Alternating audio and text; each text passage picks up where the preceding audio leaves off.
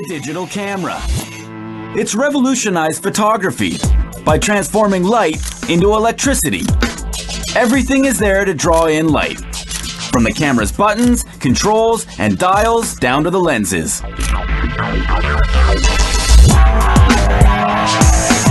What the digital camera does with light is what makes it so revolutionary.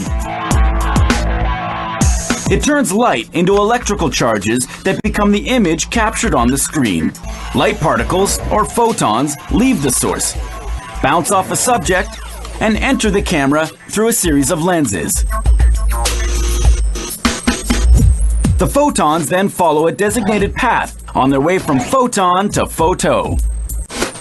A series of lenses allows the photographer to capture the clearest image possible.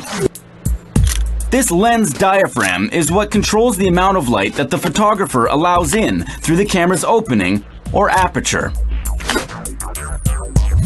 After crossing the diaphragm, the lenses, and entering the aperture, the light bounces off a mirror and heads for the viewfinder. Before it gets there, the light is flipped over as it passes through a prism. That's so the image seen in the viewfinder is right side up.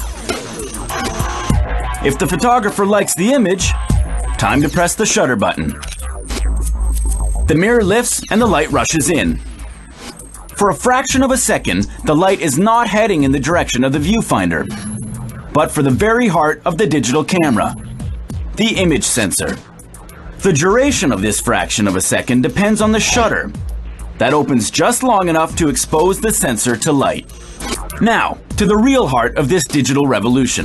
The element that captures the image, the image sensor. A tightly structured grid made up of extremely tiny light sensors. When the photons hit the light sensor, they are absorbed by the semiconductor material it's made of. For each photon absorbed, the light sensor emits an electric particle called an electron. The photon's energy transfers to the electron. That's the electrical charge. The brighter the image, the stronger the electrical charge is.